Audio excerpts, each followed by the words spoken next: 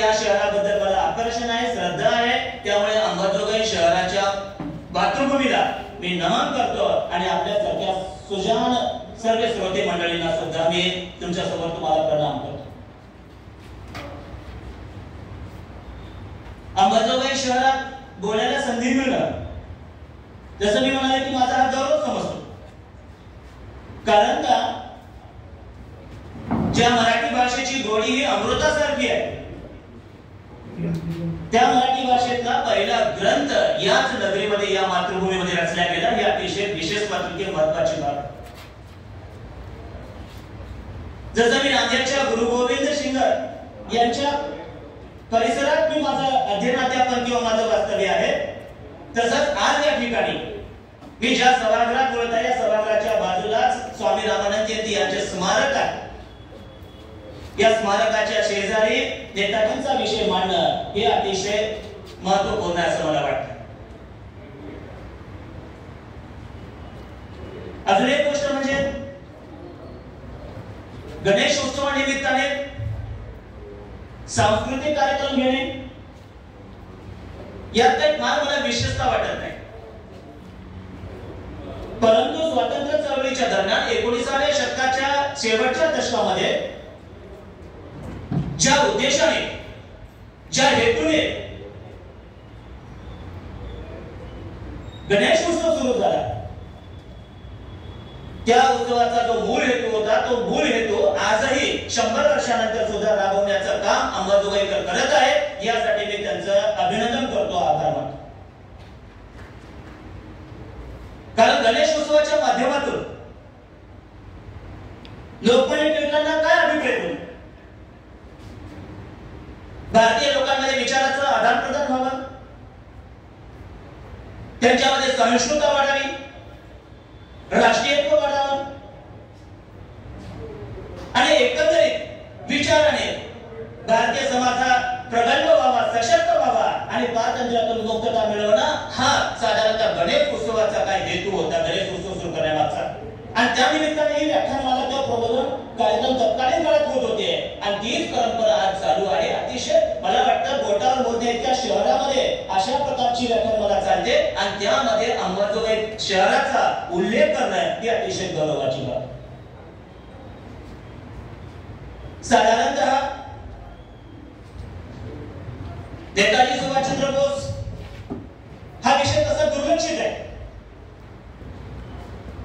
अनेक महाराष्ट्रामध्ये महनीय व्यक्तिमत्वाबद्दल व्याख्यान होतात, त्यांच्या कार्यकर्तृत्वावर प्रकाश टाकला जातो.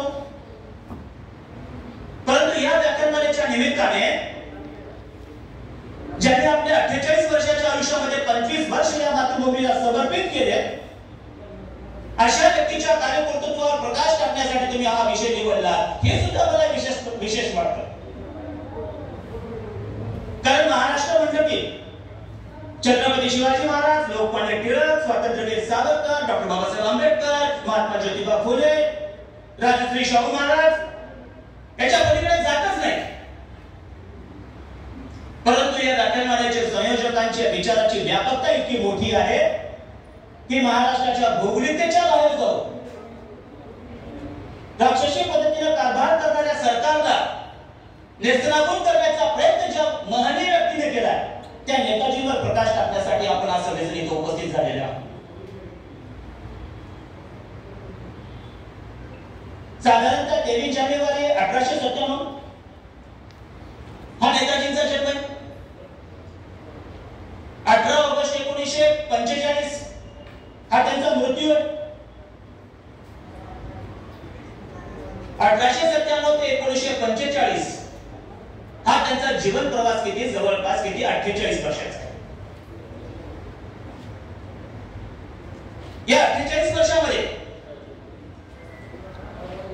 साधारणतः 1920 पासून नेताजीने स्वातंत्र्य चळवळीमध्ये आपली प्रखर भूमिका बजवायला सुरुवात केली आहे. 1920 ते 1945 म्हणजे 25 वर्ष नेताजीने या मातृभूमीसाठी आपलं जीवन समर्पित करून कार्य आणि कर्तृत्व केले. मला सांगायला आनंद वाटतो या 25 वर्षाचा कालावधी जर पाहिला तर या 25 वर्षाच्या कालावधीमध्ये प्रत्येक दिवसच नाही, प्रत्येक क्षणी नेताजीने या देशासाठी जे कार्य आणि कर्तृत्व केलंय तो आपल्याला काहीतरी संदेश देतोय, काहीतरी शिकवून जातोय. आपल्या विचारामध्ये परिवर्तन करण्याची क्षमता ती नेताजींच्या कार्य आणि कर्तृत्वात आहे. नेताजी हे प्रखर राष्ट्रभक्त होते, प्रखर राष्ट्रवादी होते. अहो, नेताजींच्या फक्त मेंदूतच नाही, कार्यातच नाही, रक्तातच नाही, तर रक्ताच्या प्रत्येक धमनीमधून ओसंडून वाहणारा हा राष्ट्रपुरुष होता किंवा राष्ट्रभक्त होता, असं आपल्या 25 वर्षाची कारकीर्द पाहिल्यानंतर लक्षात येतं. भारतीय स्वातंत्र्य चळवळीमध्ये नेताजींचं कार्य हे विद्यार्थी दशेपासून सुरू झालं. विद्यार्थी असताना त्यांनी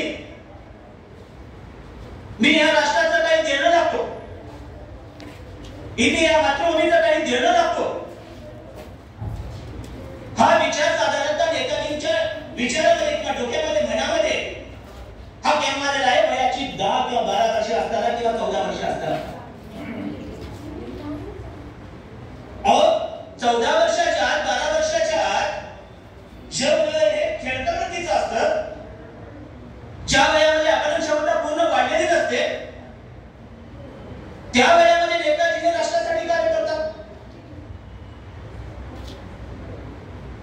अहो, साधारणतः 1912च्या दरम्यानची गोष्ट सांगतो तुम्हाला. प्रेसिडेन्सी कॉलेज आहे, कलकत्ता शहरातलं प्रसिद्ध कॉलेज.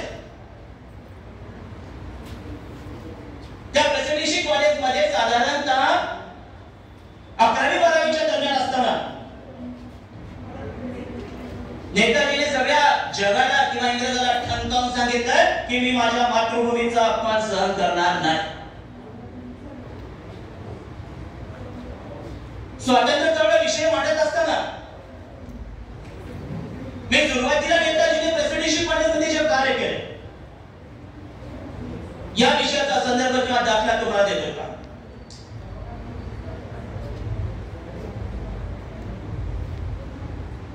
प्रेसिडेन्सी कॉलेजमध्ये कोटे नावाचे प्राध्यापक होते, इंग्रजी विषयाचे प्राध्यापक. इंग्रजांना भारतीयांबद्दल मनामध्ये प्रखर द्वेष आहे. भारतीय म्हणजे कमकुवत आहेत, भारतीयांकडे ज्ञान परंपरा नाहीये, भारतीयांचं ज्ञान मर्यादित आहे. अहो, इंग्रज अधिकारी सार्वजनिक जीवनात मत मांडत होते की भारतीयांचं ज्ञान हे काय एका अरमानीच्या कप्प्यामध्ये बसेल एवढं मर्यादित आहे. विद्यार्थी दशेत नेताजीनं सांगून टाकलं ब्रिटिशांना, ब्रिटिश अधिकाऱ्यांना, तुम्ही म्हणता ना की भारतीयांचं ज्ञान एका कप्प्यामध्ये बसणार आहे, त्या कप्प्यातल्या एका पुस्तकाचा अभ्यास करायला तुमच्या 100 पिढ्या जरी गेल्या तरी भारतीयांचं ज्ञान संपणार नाही. तुम्ही भारतीयांचं ज्ञान वापरताय, तुम्ही जे प्रशासन चालवताय ते छत्रपती शिवाजी महाराजांच्या प्रशासनाचं तुम्ही अनुकरण करताय. आमचं प्रशासन वापरताय तुम्ही, आमच्या प्रशासनाच्या माध्यमातून आमचा कारभार करता आणि आम्हाला कमिशन पद देता. हे साधारणतः नेताजीने वयाच्या 15व्या वर्षी इंग्रजाला ठणकावून सांगितले. म्हणजे मला सांगायचे की वयाच्या 15व्या वर्षापासूनच नेताजींचा भारतीय स्वातंत्र्य चळवळीशी संबंध आहे. ती घटना साधारणतः 1912च्या दरम्यानची होती. 1912ला बंगाल हा खूप अतिशय तापलेला बंगाल होता. कारण का गैर पद्धतीने बंगालचे 2 विभाग करण्याचं काम इंग्रज सरकारने केलंय. त्या इंग्रज सरकारला माघार घ्यायला लावून बंगाल एक करण्याचा, बंगालची पाणी रद्द करायची घटना ही 1911-12च्या दरम्यानची आहे. आणि त्याच काळामध्ये नेताजीने इंग्रजांना सांगून टाकितलंय की भारतीयांचं ज्ञान हे सर्वश्रेष्ठ आहे. साधारणतः वयाचा 12-14 वर्षाचा मुलगा इंग्रजांना असं ठणकावून सांगतोय ही अतिशय विशेष गोष्ट आहे. अहो, इंग्रजांना बाणेदार उत्तर देण्यासाठी वयाच्या 12व्या-15व्या वर्षी नेताजीने भारतीयांचा तत्त्वज्ञान सगळं अभ्यासलंय. भारतीय संस्कृती त्यांनी समजून घेतली आणि सार्वजनिक जीवनात इंग्रजांना भारतीयांचं ज्ञान किती सर्वश्रेष्ठ आहे. 15 वर्षाच्या आत नेताजीने 4 वेद, 4 मुख्य वेद, 4 उपवेद, ऋग्वेद, यजुर्वेद, सामवेद, अथर्ववेद, धनुर्वेद, गांधर्ववेद, शिल्पवेद, 108 उपनिषदामध्ये ईशोपनिषद, केंद्र, कंठा, प्रश्न, मनुका, मांडके, तैत्तिरीय, ऐतरेय, बृहदारण्यक, कौशिकी, षट्पद, तांडव, गोपद ही उपनिषद विद्या ग्रहण केली वयाच्या 15 वर्षाच्या नेताजीने. 6 वेदांगी अभ्यास केले नेताजीने. वेद, वेदांगे, उपनिषदे अभ्यासून भारतीयांचं तत्वज्ञान अभ्यासून भारतीय स्वातंत्र्य चळवळीमध्ये उडी मारणारे किंवा भारतीय स्वातंत्र्य चळवळीचं नेतृत्व करणारे नेताजी हे अपवादात्मक होते असं मला स्पष्टपणे सांगावं वाटतं.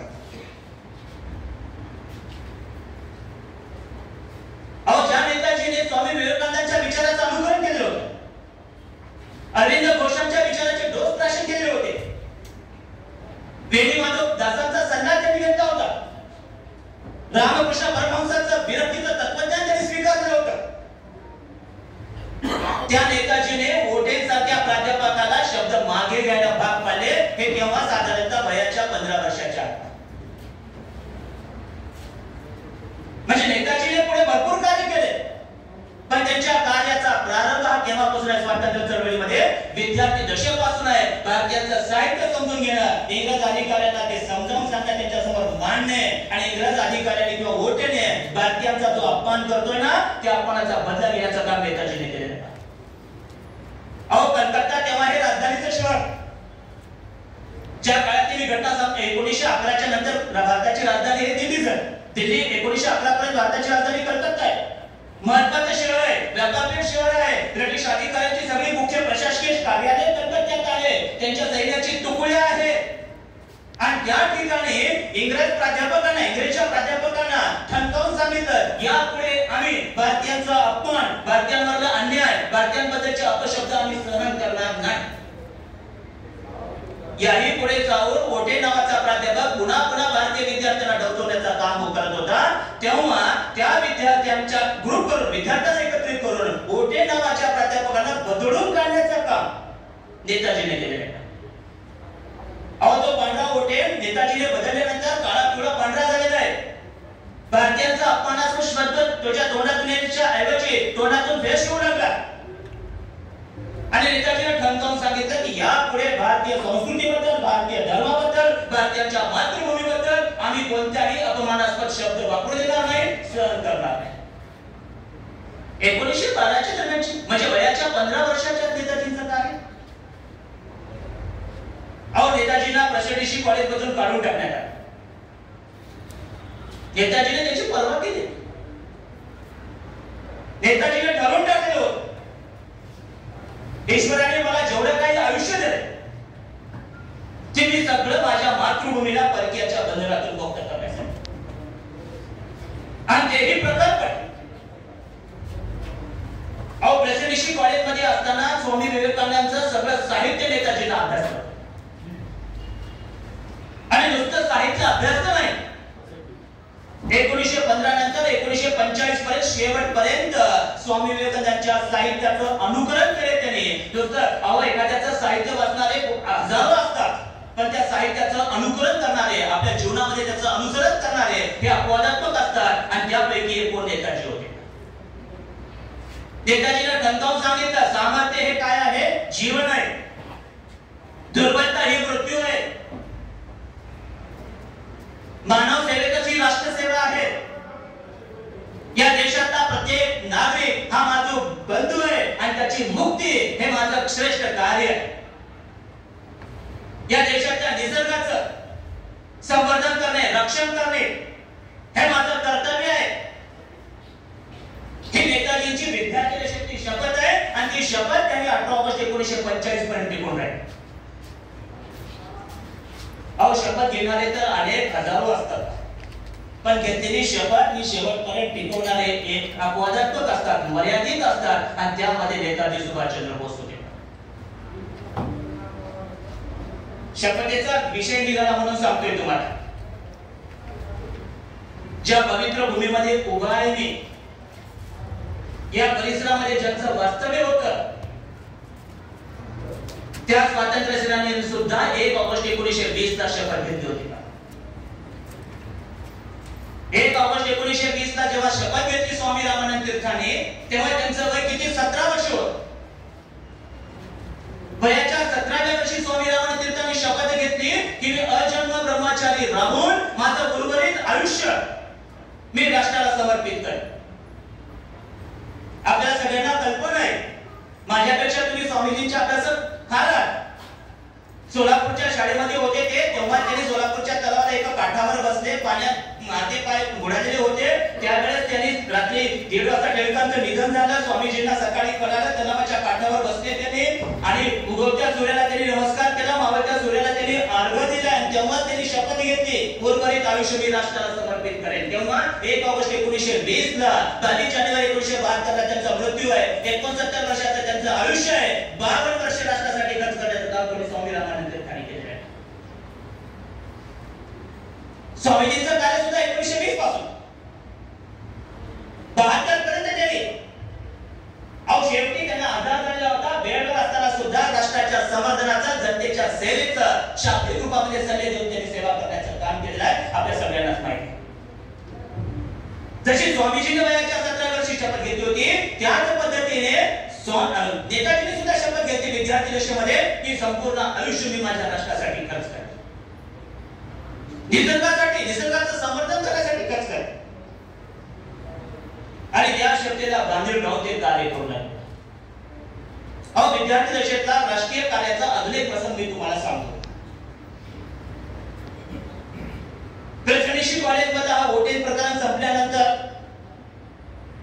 त्यांचं ग्रॅज्युएशन झाल्यानंतर, प्राचीन भारतीय सगळं तत्वज्ञान अभ्यासल्यानंतर त्यांनी बीएडला तत्वज्ञान हा विषय घेऊन संपूर्ण जगाचं तत्वज्ञान सुद्धा समजावून घेतलेलं होतं. कलकत्त्याला त्यांचं ग्रॅज्युएशन झाल्यानंतर त्यांच्या वडिलांनी, त्यांच्या आयुष्यामध्ये त्यांच्या वडिलांचा आणि त्यांच्या मोठ्या भावाचा खूप मोठा रोल आहे. शरदचंद्र बोस आणि वडील म्हणजे कोण? जानकीनाथ बोस. आईचा सुद्धा तेवढा सपोर्ट आहे प्रभावती देवींचा. जानकीनाथ बोस आणि प्रभावती देवींना 14 अपत्य होते, त्यापैकी नेताजी 9व्या क्रमांकाचे अपत्य. 9 मुले 6 मुलं होती. नेताजींचं ग्रॅज्युएशन झालं. जानकीनाथांनी सांगितलं की तुम्ही आयसीएस व्हा. जानकीनाथ हे अतिशय निष्णांत वकील होते. कलकत्ता परिसरामध्ये जे काही निष्णांत वकील होते, जसं बॅरिस्टर चित्तरंजन दास वगैरे, त्या पद्धतीचे त्या परंपरेतले ते जानकीनाथ बोस. नेताजींना सांगितलं तुम्ही आयसीएस व्हा. नेताजीने होकारला काही हरकत नाही, आयसीएस मी होणार. आयसीएस होण्यासाठी त्यांना केम्ब्रिजला जावं लागतं, केम्ब्रिज विद्यापीठ. आयसीएस होण्याचा प्रस्ताव त्यांच्यासमोर ठेवल्यानंतर अवघ्या 4 वर्षात त्यांनी स्वीकारला आणि दुसऱ्याच दिवशी एका बोटीमध्ये बसून त्यांनी केम्ब्रिजचा प्रवास लंडनला गेले, केम्ब्रिज विद्यापीठामध्ये. आयसीएसच्या परीक्षेसाठी कालावधी खूप कमी, विषयाची व्याप्ती खूप मोठी. आयसीएस व्हायचं हे मुलापासून माहिती नाही. वडिलांचा सल्ला, वडिलांनी सूचना केली, नेताजींनी स्वीकारली. 8 महिन्यामध्ये त्यांनी आयसीएसची परीक्षेची तयारी केली आणि 8 महिन्यात आयसीएसची परीक्षेची तयारी केल्यानंतर संबंध युरोपातून जेवढे विद्यार्थी आयसीएसला परीक्षेला आले, त्या युरोप मधल्या विद्यार्थ्यांच्या यादीमध्ये 4थ्या क्रमांकाने आयसीएस नेताजी झाले. याही पुढची गोष्ट. आयसीएसच्या परीक्षेमध्ये 4थ्या क्रमांकाने ते उत्तीर्ण होऊन भारतीय व्यक्तीचं नाव त्या मेरिट यादीमध्ये झळकलं गेलं. आणि त्या आयसीएसच्या परीक्षेमध्ये जो इंग्रजी विषय होता, त्या इंग्रजी विषयामध्ये जगामध्ये सर्वप्रथम नेताजी सुभाषचंद्र बोस. इंग्रजी विषयामध्ये पहिला क्रमांक मिळवून नेताजी आयसीएस झाले. प्रेसिडेन्सी कॉलेज पासून त्यांचा स्वातंत्र्य चळवळीशी संबंध आहे. भारतात ज्या घटना घडायला लागल्या, जशी बंगालची फाळणी आहे, मोर्दलीकर सुधारणा कायदा आहे, बंगालची फाळणी रद्द आहे, 28 जून 1914 ला महायुद्ध सुरू झालेलं आहे, 11 नोव्हेंबर 1918 महायुद्ध झालेलं आहे, 4 वर्ष 2 महिने 17 दिवस 30 राष्ट्रात महायुद्ध झालेलं आहे. याचा नेताजी बारकाईने अभ्यास करायला लागले. आयसीएसची परीक्षा पास झाल्यानंतर नोकरीवर रुजू होण्यासाठी करण्यासाठी एक पद्धत होती तेव्हा. ती पद्धत म्हणजे इंग्रज राजनिष्ठेशी एकनिष्ठ राहण्याची शपथ. ब्रिटिशांची जी सिंहासन आहे, त्याची राजकीय व्यवस्था आहे, पद्धत आहे की ती राजनिष्ठा, मी ब्रिटिशांची जी राज्यनिष्ठा आहे ना त्याच्याशी मी काय राहील, एकनिष्ठ राहील अशी शपथ घ्यायची पद्धत होती. नेताजींना सांगण्यात आलं, तुम्ही आयसीएस झाला, तुम्हाला नोकरीवर रुजू व्हायचंय, तुम्ही शपथ घ्या आणि ब्रिटिशांची जी काय प्रशासन पद्धत आहे किंवा राजनिष्ठा आहे किंवा राज्य पद्धती आहे त्याच्याशी आम्ही काय करू, एकनिष्ठ राहू त्या पद्धतीशी.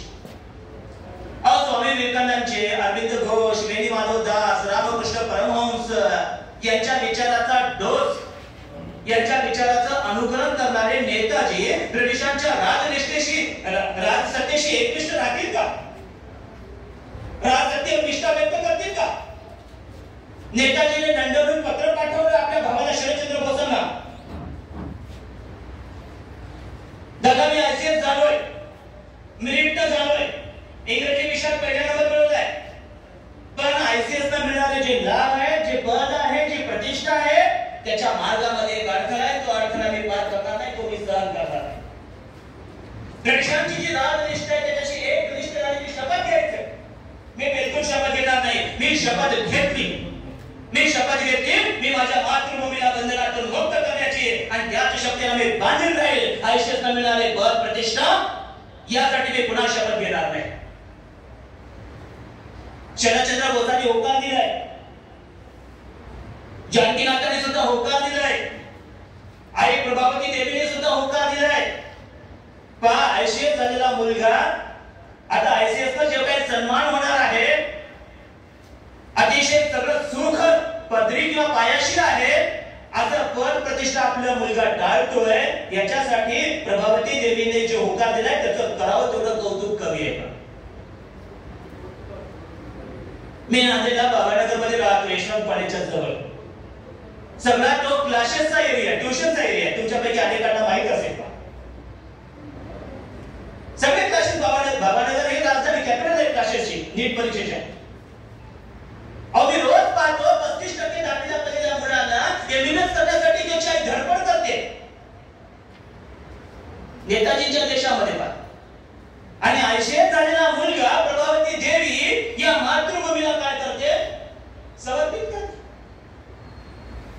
जसं स्वातंत्र्य चळवळीमध्ये नेताजींचं फार मोठं योगदान गौरव आहे, तसं जानकीनाथांचं किंवा प्रभावती देवीचं सुद्धा आपल्याला सांगते.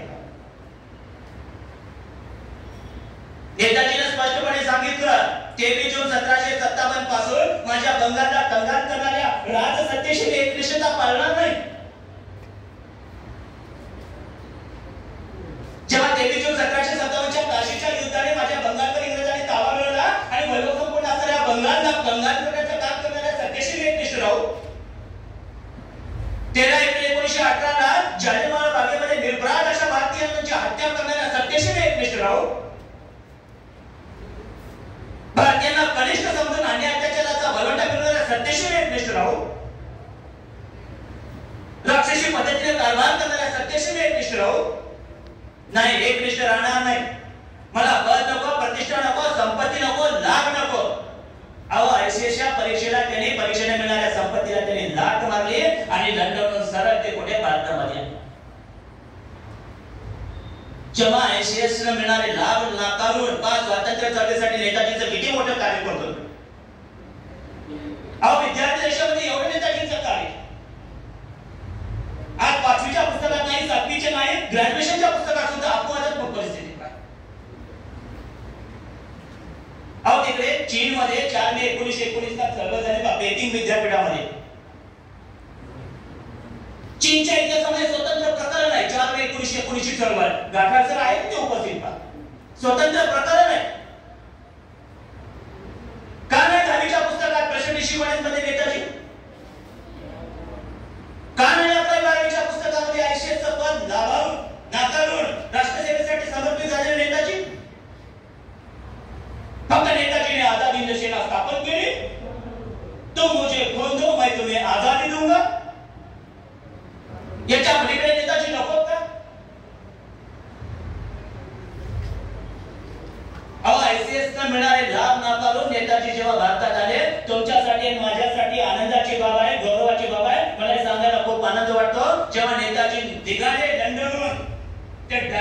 आले, तुमच्या माझ्या महाराष्ट्रात आले बा. ते बंगालला गेले नाहीत, ते महाराष्ट्रात आले, मुंबईला आले. 16 जुलै 1921 ची घटना आहे. तेव्हा भारतीय स्वातंत्र्य चळवळीमध्ये गांधीजींचं नेतृत्व पुढे आलेलं आहे. लोकमान्य टिळकांचा नेमकाच मृत्यू झालेला होता. नेताजी ह्या सगळ्या गोष्टीचं आकलन करत होते आणि 16 जुलै 1921 ला नेताजीने मुंबईमध्ये येऊन मुंबईला मणी भवनला महात्मा गांधीजींशी त्यांनी भेट घेतली. त्यांनी सांगितलं, नेताजीने गांधीजींना पूर्ण कल्पना होती नेताजींच्या ह्या कार्याची. स्वातंत्र्य चळवळीबद्दल नेताजी आणि गांधीजींमध्ये चर्चा सुरू झाली. नेताजीने प्रश्न विचारला. नेताजींचं वय तेव्हा किती वर्ष? 24 वर्ष. गांधीजींना प्रश्न विचारलाय की तुम्हाला आता स्वातंत्र्य चळवळ तुम्ही चालवत आहात, तुमच्याकडे नेतृत्व आहे, तुमचा पुढचा भविष्याचा प्रोग्राम काय? गांधीजीने सांगितलं आपल्याला प्रभात फेरी करायची. गांधीजीने सांगितलं आपल्याला जनजागृती करायचं. गांधीजीने सांगितलं आपल्या वर्तमानपत्रातून लोकांना संघटित करायचं, उपोषण करायचंय, पुढचं उपोषण करायचंय.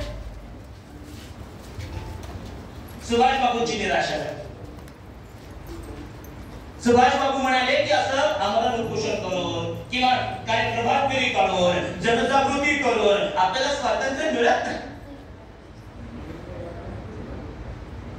इंग्रज जेव्हा भारतात आले तेव्हा कलकत्त्याच्या रस्त्यावर त्यांनी काय म्हणजे प्रभात फेरी काढली होती का आम्हाला इंग्रजांना सत्ता इथे गाजवायचं म्हणून?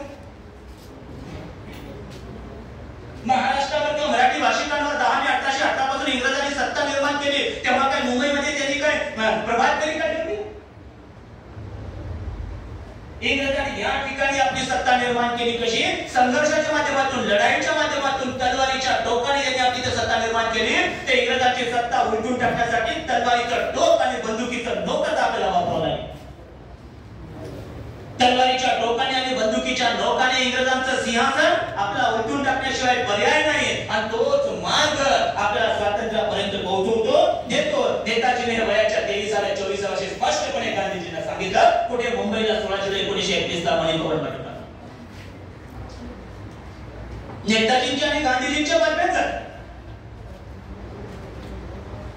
गांधीजींचा स्वातंत्र्य चळवळीचा मार्ग एक, नेताजींचा स्वातंत्र्य चळवळीचा मार्ग एक. हेतू दोघांचा एकच, भारताला स्वातंत्र्य मिळवून देणे. उद्दिष्ट एकच आहे, पण मार्गावरून मात्र त्यांच्यामध्ये काय आहे? मतभेद आहे. मतभेद आहेत, परंतु त्यांनी कधीही एकमेकांचं काय अवमूल्यन किंवा एकमेकांचा अनादर केलेला एकही घटना घडलेली नाही. अहो, गांधीजींना राष्ट्रपिता कोण? नेताजीच म्हणाले. नेताजींना गांधीजी देशभक्तांचे देशभक्त म्हणत होते. स्वातंत्र्याच्या आंदोलनावरून, चळवळीवरून मतभेद आहेत, पण मनभेद नाही. कारण दोघांचं उद्दिष्ट काय? या मातृभूमीला बंधनातून काय करायचं? मुक्त करायचं. गांधीजींचा मार्ग नेताजींना पटला नाही. नेताजी निघाले मणी भवन, आपल्या प्रांतात जन्मभूमीकडे निघाले, बंगालकडे. आणि बंगालमध्ये गेल्यानंतर, कलकत्त्याला गेल्यानंतर त्यांनी बॅरिस्टर चित्तरंजन दासांची भेट घेतली. बॅरिस्टर चित्तरंजन दास, त्यांच्या पत्नी वासंती देवी यांचं कार्य आपल्या सगळ्यांना माहिती. अहो, सगळं त्यांनी राष्ट्राला समर्पित केलं होतं. वासंती देवीने आणि बॅरिस्टर चित्तरंजन दासांनी. बॅरिस्टर चित्तरंजन दास हे प्रथम राष्ट्रभक्त होते, निष्णांत कायदे पंडित होते, पत्रकार होते आणि बंगालमध्ये स्वातंत्र्य चळवळीचा पाया रचण्यासाठी ज्या ज्या व्यक्तिमत्वाने कार्य केले त्याच्यामध्ये बोटावर मोजण्या इतक्या व्यक्तिमत्वामध्ये बॅरिस्टर चित्तरंजन दास होते. त्यांची आणि नेताजींची चर्चा सुरू आहे. दोघांचे विचार जुळले. बॅरिस्टर चित्तरंजन दासांनी सांगितलं की बंगाल प्रांताची जबाबदारी तुम्ही सांभाळा. 1912-13 पासून मी तुम्हाला चर्चा करतो तुमच्याशी. विद्यार्थी दशेपासून त्यांनी जे राष्ट्रकार्य कुठेही खंड नाही. बंगाल प्रांतामध्ये जेव्हा आले तेव्हा योगायोगाने प्रिन्स ऑफ वेल्स हा भारतात इंग्लंडचा राजपुत्र भारताला भेट देण्यासाठी होता. नेताजीने सांगून टाकलं की इंग्लंडच्या क्षणाला माझ्या कलकत्त्याच्या भूमीमध्ये मी पाऊल ठेवू देणार नाही. कारण जी सत्ता आम्हाला वर्षानुवर्ष आमचं शोषण करते, जाचक पद्धतीने कर आखते, आमच्या वैभव संपन्न राष्ट्राचं अस्तित्व संपुष्टात आणण्याचं काम करते, त्या सत्तेच्या राजपुत्राचा आम्ही सन्मान काय म्हणून करावा? प्रिन्स ऑफ वेल्सला मी माझ्या कलकत्त्याच्या वेशीमध्ये पाऊल ठेवू देणार नाही. अहो, तुम्ही मला सांगा की ज्या इंग्रज सत्तेच्या साम्राज्यावर सूर्य मावळत नाही, जमिनीवर सूर्याची किरण कुठे पडत तिथे इंग्रजांची सत्ता आहे, आणि त्या इंग्रज सत्तेच्या राजपुत्राला मी माझ्या वेशीत पाऊल ठेवू देणार नाही असं म्हणणं याला तर कमी सामर्थ्य लागतं का? आणि तेही कुठं कलकत्ता शहरात, जिथं कलकत्त्यामध्ये संपूर्ण ब्रिटिश साम्राज्याची फौज आहे, उच्च पदस्थ अधिकारी आहेत, आणि कलकत्ता तेव्हा महत्वाचं शहर आहे. अहो, नेताजींना इंग्रज सरकारने किंवा इंग्रज प्रशासनाने अटक केली. 1921 ला नेताजींना पहिल्यांदा अटक झाली. अहो, तुम्हाला सांगतो 25 वर्ष नेताजींचं जे स्वातंत्र्य चळवळीत काळ आहे ना, त्या 25 वर्षाच्या कालावधीमध्ये नेताजींना 11 वेळा अटक झाली. आपल्या मातृभूमीसाठी नेताजीने किती 11 वेळा तुरुंगवास पत्करलेला आहे, सहन केलेला आहे. याचा उल्लेख कुठे येत नाही. अहो, अलीपूर तुरुंगामध्ये किती हत्यापेष्टा झाल्या, मध्य प्रदेशमधल्या शिवनी तुरुंगामध्ये किती हत्यापेष्टा झाल्या, मंडलेच्या तुरुंगात होते नेताजी, कलकत्त्याच्या तुरुंगात अनेकदा त्यांना बंदिस्त करण्यात आलं होतं. 11 वेळा देशासाठी त्यांनी तुरुंगवास पत्करला. अहो, त्यांना अटक झाली 1921 ला, तुरुंगात टाकण्यात आलं. तुरुंगात टाकल्यानंतर सुद्धा ते स्वस्थ बसलेले नाहीत. तुरुंगातून त्यांनी कार्याला सुरुवात केली, लिखाणाला सुरुवात केली, गुप्तपणे बाहेर संदेश पाठवू लागले, तरुणांना आव्हान करू लागले, बंगाली लोकांचं संघटन करू लागले. आणि त्या काळामध्ये मग पुन्हा असहकार चळवळ चालू होती. असहकार चळवळीमध्ये नेताजींना जास्त काळ तुरुंगात ठेवणे आपल्याला परवडणार नाही. इंग्रज सरकार लक्षात आल्यानंतर त्यांनी 1922 किंवा 21च्या 4 महिन्यामध्ये त्यांची तुरुंगातून मुक्तता केली. तुरुंगातून बाहेर आल्याबरोबर नेताजीने असहकार चळवळीमध्ये आपली भूमिका घेतली. कलकत्त्याच्या मुख्य रस्त्यावरून त्यांनी संपूर्णतः तरुणांना जागा करून संघटित करून ब्रिटिशांच्या सगळ्या मालात त्यांनी बहिष्कार टाकला. कलकत्ता न्यायालयामध्ये जाऊन वकील मंडळीला त्यांनी आव्हान केलं की तुम्ही न्यायव्यवस्थेवर बहिष्कार टाका.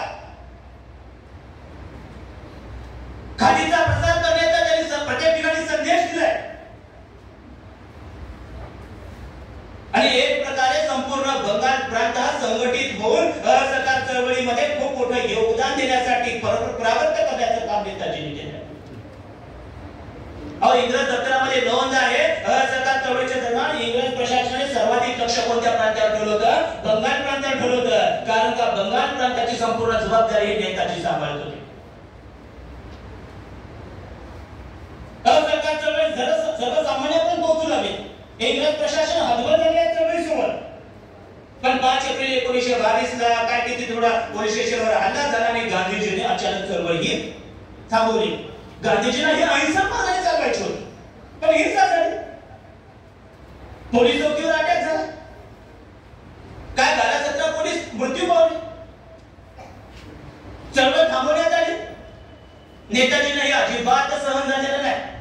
गांधीजीने ज्या दिवशी असहकार चळवळ थांबवण्याची घोषणा केली ना, त्या दिवशी नेताजीने स्पष्ट सांगितलं हा निर्णय म्हणजे या देशाचं दुर्दैव आहे.